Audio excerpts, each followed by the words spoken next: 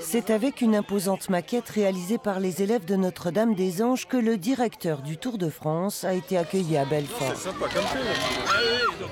Et forcément, il y avait du monde sur la photo de famille, mais ce n'est pas juste pour un shooting que Christian Prudhomme a fait le déplacement, plutôt pour une journée de travail avec les associations et les partenaires qui, le 12 juillet, seront tous sur le pont sous l'égide de la ville, qui a même payé pour ça.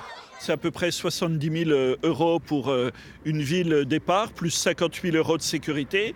On va parler de Belfort pendant plus de 20 minutes sur l'ensemble des chaînes nationales et internationales. Il y a des retombées économiques et en termes d'image qui sont importantes. Il y a à peu près 300 candidatures pour 30 à 35 places par an. Dans ces 300 candidatures, vous avez une douzaine, une quinzaine de départements. C'est-à-dire qu'en fait, on a la chance d'être très sollicité.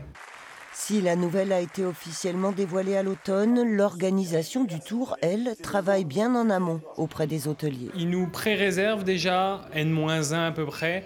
Et ensuite, vu qu'ils étaient déjà venus il y a 2 ans, ils connaissaient déjà l'établissement, donc ils ne sont pas venus forcément en repérage.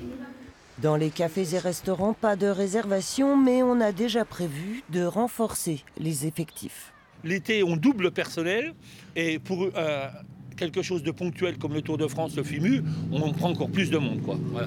Parce qu'il faut que les clients soient contents. Voilà.